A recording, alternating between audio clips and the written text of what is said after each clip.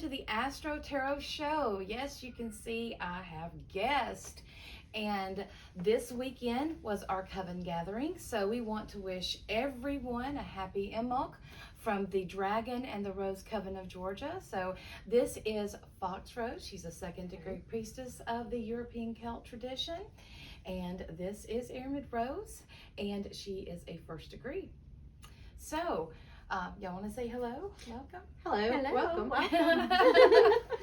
So we're getting together this weekend, and I just wanted to fixing to do the show, and I wanted to bring them on to let you all, see what I do other than do astrology. So I don't do astrology all the time. I've got many hats that I wear, just like many of you. And my sister here, she's been working with me in the craft for 6 years. Seven. Oh my goodness. 7 years. And then Miss Airmid, I've known her for many years as well. We're not going to say those, so they're many years. And, I like that, many years. Many years. And she has been training now for the past, how many years? 3 years. So this is the Celtic moon of Rowan, the Rowan tree, and we'll talk about that in a little bit. And I think I've also discussed that on a previous show as well. But February is known as a month for cleansing and clearing, purifying and detoxing. And that's something that we do in our craft, right, Rose? We do. And we really look at that as a serious thing as far as clearing our energies, detoxing our bodies, eating better, because as we know, as above, so below, and as within, so without. So if we're not taking care of our vessel, then we're missing some stuff all the way around. So anyway, I want to get to this astrology because there's a lot of stuff to talk about, and I'm going to try to keep this as quick and easy as possible. So I want to show you a chart really quick and show you what we are working with. So welcome back, everyone. That little glimpse of the chart shows you the movements and just what's happening in our celestial heavens. And I want to talk about this really quick about Uranus, because we are in the sun sign of Aquarius, and we will be moving into Pisces soon. But I want to cover this because I think this is something that is really important to know. And this is how Uranus is related to Aquarius, that synthesis that works in between the two. Now, the Druids believe that in the earliest creation myths, I should say,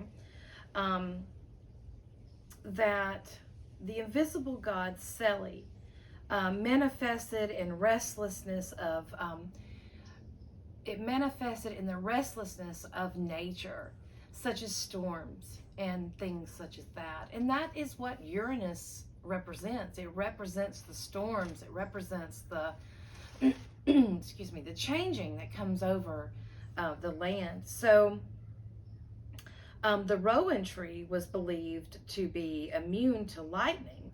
And for that reason, and for the protection, it was used as a protection against witchcraft. It was planted all around the dwellings and things like that because of the benefits that it was to give the people. The Druids believed that each tree had its own tree spirit or dryad, and the spirit who lived in the Rowan represented a guardian or keeper of secret truths. Secrets relating to the immortality and personal freedom of their archetype deities. Now, I got this information out of the Handbook of Celtic Astrology. This is a really good book. I really like this. And it goes into those depths of understanding and of what all of this means together. She does a really good job at bringing this.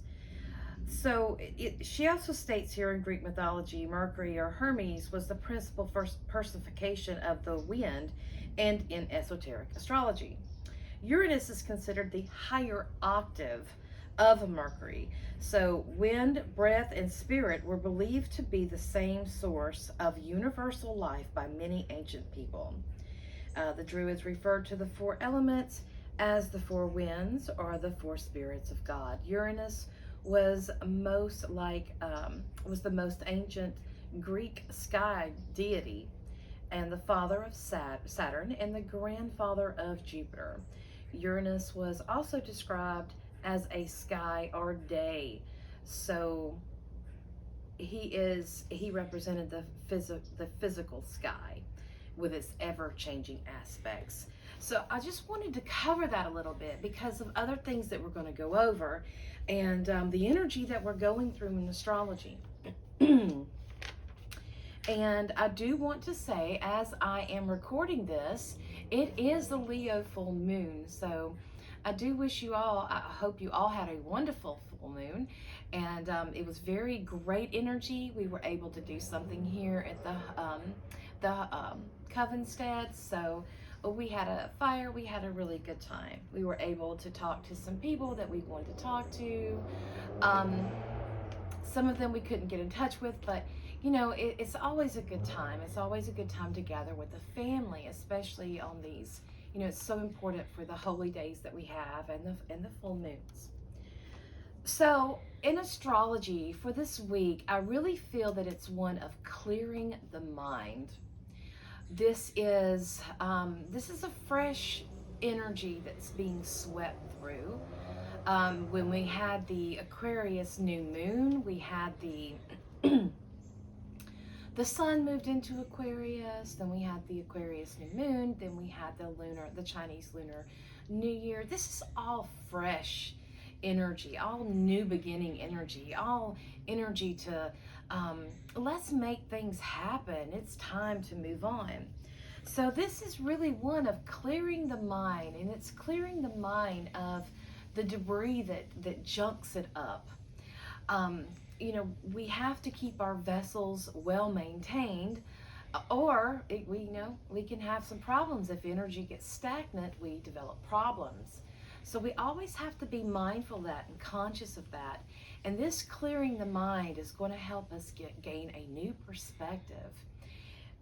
So I do want to say that all planets right now are moving direct, and and they're going to be direct through the Aquarius season. So this is going to be the best time for professional relationships, and it's going to be a great time to find the answers or solutions to problems that you may have been having. Now the moon starts out in Virgo, and she's immediately opposing Neptune that's in Pisces. So this is about, you know, tapping into our emotions and making sure that we are working at grounding our emotions and not getting carried away with that. As an earth sign, the emotions can settle. So as the moon is in Virgo, this is a settling of emotions to ones that are practical. You know, Virgo is very practical. It wants to put things, you know, to good use. So, but Neptune and Pisces, this is Hollywood. That is Hollywood energy. That is energy that is illusions. It's very creative, though. It is very creative. So if you can grab a hold of that energy and focus it, this would be a wonderful and fantastic time to master your emotions, as well as learn how to use them to create things that can help others, that can be around for the long run. Okay. Now Pallas Athena is in Cancer, and she is really, she's about wisdom and healings, strategy. She's very smart, so She has that. She's also, when we think of strategy, this is creative thinking. So we're having these, she's giving us the energy of creative thinking in order to turn things around and to adapt and to get them working to make things happen. Now this energy is really telling us that, encouraging us to get real. We cannot get lost in the drama of things, especially with the Leo full moon not too far behind us. Leo, I love you, Leos. You're a sister fire sign, but Leo can be all about the drama sometimes, and we can't get lost in that. So we need to also look at our dreams, pay attention to those. When we are looking at things that we want to create, our goals, we have to understand that we need to be practical with that. We can't just assume that we're going to start out at A and get to Z overnight. We have to be very practical in our approach and make sure that we are planning, as Athena is helping us to put those things in place, those clear strategies that will get us to where we want to go. By the 9th, the moon moves into Libra, so this is going to bring a more balancing type energy that's very much needed. She will then oppose Jupiter in Aries. So we have to understand that we can only control what's going on in our life, and we can only control our emotions. We can't really be responsible for how other people react. So if you are too sensitive and you are taking offense to things that people are saying too much, then this is something that you need to look at. You need to look at that sensitivity that you're having. And that is one thing with the Virgo moon, is telling you about being practical, about bringing those emotions back to a practical, common sense, practical sense. So as we are being encouraged to keep our life in balance, sorry, the wind's blowing my hair and it's getting my eye. I'm sorry about that. This is also reminding me of our chakras. This is our lower chakras and our upper chakras, which, the lower chakras represents the animalistic, more of the primal sense of us, while our upper chakras represent the human side of us, the higher, a higher consciousness, so to speak. So this is about balancing the animalistic side of us with the higher consciousness side of us as well. Keep a balance within those. That's what we have to aim for. And it reminds me of the Strength card. So if you are one that likes to look at tarot and look at the tarot cards to see what astrology is going on, think about, with this energy, think about the Strength card, balancing out that energy. Now on the 10th, Mercury and Pluto have a conjunction in Capricorn. So this is really going to give us a mental shift, and this is going to help us uncover some healing, some revealing knowledge, something that we find out, something that happened before that is now making its way to the surface. And this knowledge that we discover will change our perspective about certain people. And this is going to be, since Pluto is in Capricorn, Capricorn represents the top down businesses and structures. So this would be the way that you look at people in power, people who have power over others. So it's really taking us into more of realizing what is really going on. For those of us in the United States, of course, Pluto is having its Pluto return. So we're seeing that more and more every day. There's more and more things that are being released that were thought to have been buried very deep and that are coming out. So again, this is a time of clearing the mind. And this clearing the mind is going to help us get back to our center, back to our core. We don't really realize this. Well, I'm sure some of you do, but what is happening right now in our world is really draining our chakras that are very important for our inner feeling of stability. The fear, that kind of stuff, that attacks our root chakra, which is all about our stability.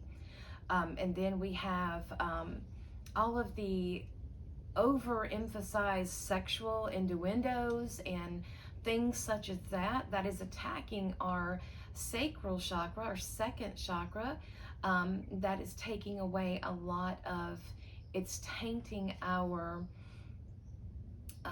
clarity with that chakra. And then we have our stomach, our solar plexus, that is our stomach, and that is taking away our inner courage. So we need to really pay attention to this. This is an unfolding, and you know, we have to look at this in terms of not just the surface of what we want to see, but we need to really see what is underneath, what is happening underneath in the root. Because if we are all healers and we're here to help, and we are here to take care of our earth, we have to look at all aspects, not just those little nice tidbits, those, what is it, the sweet candies they want to give us before they give us a can of crap, right? So we get on to the 11th, and then Mercury is going to move into Aquarius at 6:22 a.m. So this is definitely going to be an energy shift.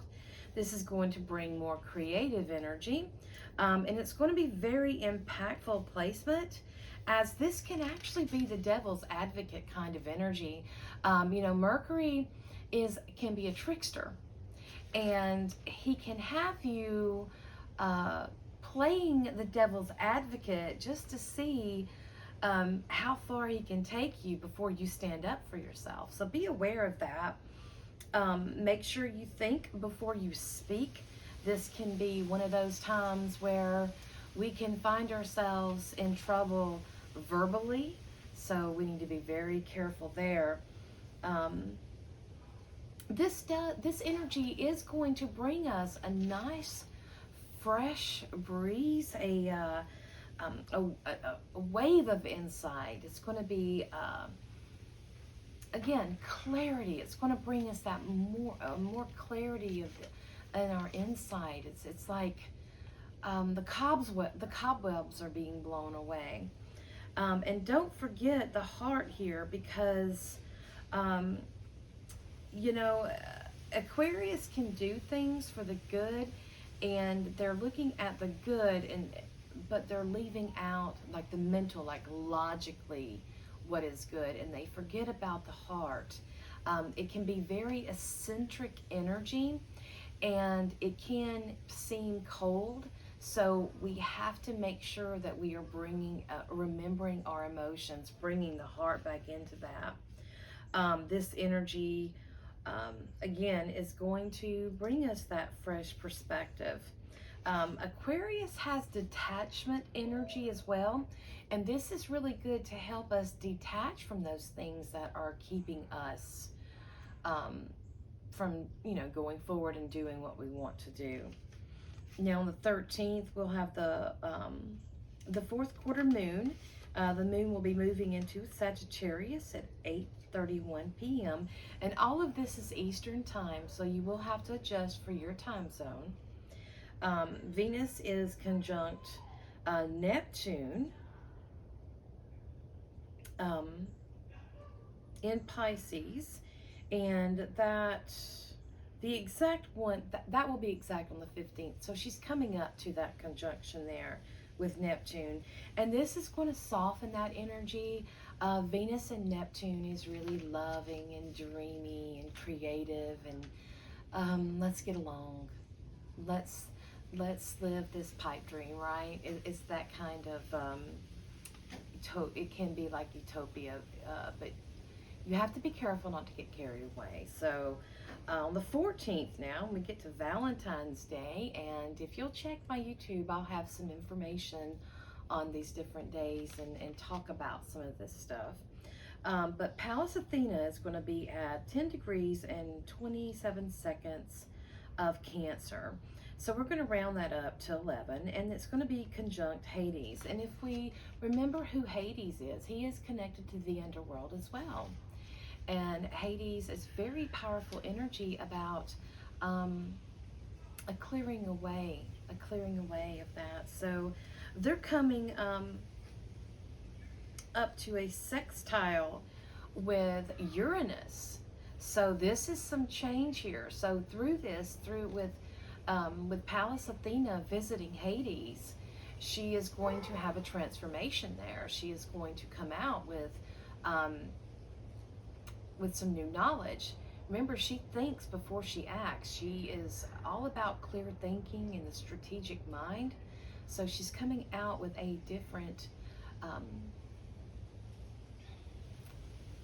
it's like a new perspective of how things are. It's like she thought it was one thing and now it's another.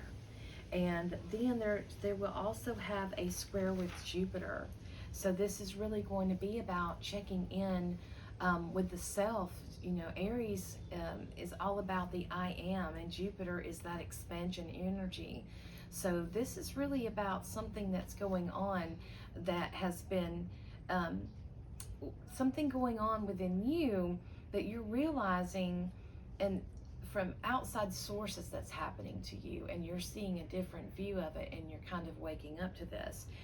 But before I want to jump in on this, because this is going to I want to bring clarity to this and get more into this. So I'm going to talk about the Sabian symbol for 11 degrees of Cancer. Remember, that's 10 degrees and 27 seconds. So we're going to round that up to number 11.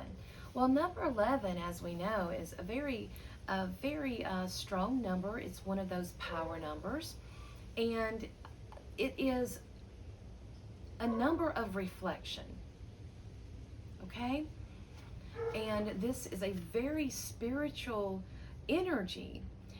Number 11 is very spiritual, but it is about self-reflecting in order to evolve and to do better, to go forward, to live from that higher perspective of yourself, not just sucking it up and going on, but saying, no, I no longer tolerate this in my life. This is harming me. This is hurting me. And I just can't do this. So I have to be self-sufficient, and I have to do this. So let's talk about the Sabian symbol really quick. Now, the Sabian symbol for 11 degrees of Cancer is a clown making grimaces. Now, this is a symbol of continued self-rehearsal, by which your everyday personality, okay, that mask that you show every day, of man is able to sustain its particular characteristics. So yes, this is about the mask that is worn by someone that faces other people. So this is saying that this person puts on a mask. Just think of a clown. What does a clown do? A clown, if a clown is made up correctly, 9 times out of 10, you won't be able to recognize them outside of that outfit, because it is a whole facade they are putting on. Now, this is also connected to uncertainties of life that can be dramatized for acceptance, or even disapproval or rejection, without incurring any penalties. So this is somebody being a certain way for acceptance, or doing something that appears to be something that is for the people, but it's really not. It is, again, it's it's just an illusion that you're wanting to see, like appearing to be doing something and you're really not. If somebody is not, close to you and listening to you talk and listen to what's going on, if they're just looking at you, you can put on a show to make them think something else. Somebody could be telling somebody off and smiling at them the whole time, and you may think they're having a pleasant conversation. So it goes into that. So this is emphasizing the exaggeration of human nature, and it's showing the inadequacies of the person. This is an exhibition of the inadequacies of that person. It's showing that they're having to do this for some other reason. So the key word here is imitability. So that means imitability is not capable of being imitated. Okay? Now, on a positive side, this is about sharpening of one's dominant or everyday impact on others. So if you have to stand up, if you have to be a leader and be in a certain capacity, this is about stepping up to the game.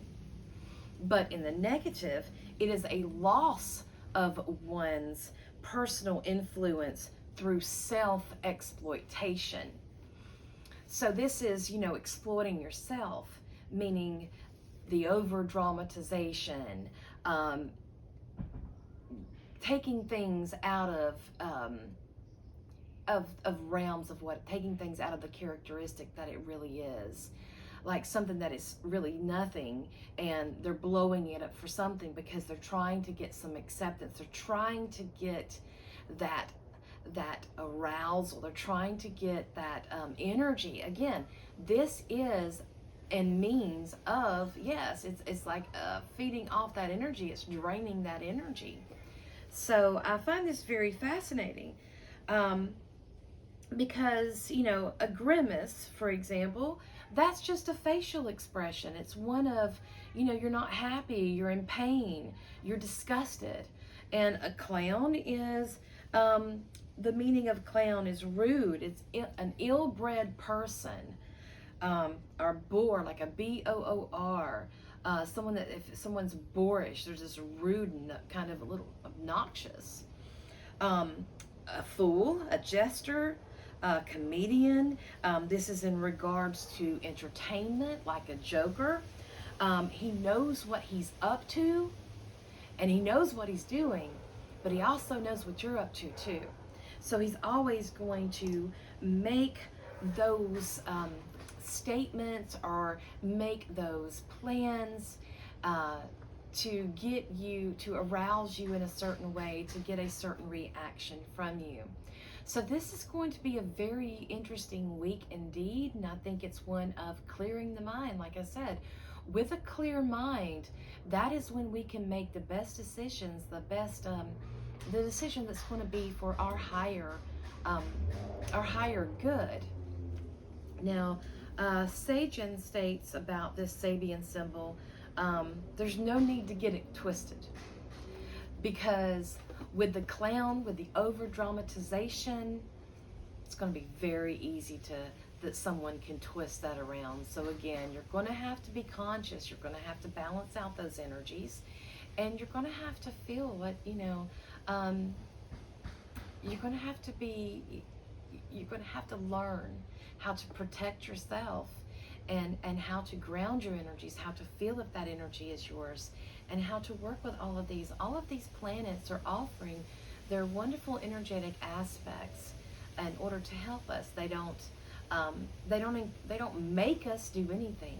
They're an energy. They present an energy, and it's up to us to direct that. So that is it for the astrology section, and I hope you enjoyed that. And next we are going to go to the divination. We'll do a tarot reading, and I see my neighbors are getting out now, and it's getting loud out here. So stay tuned for the divination part, and I'll see you soon.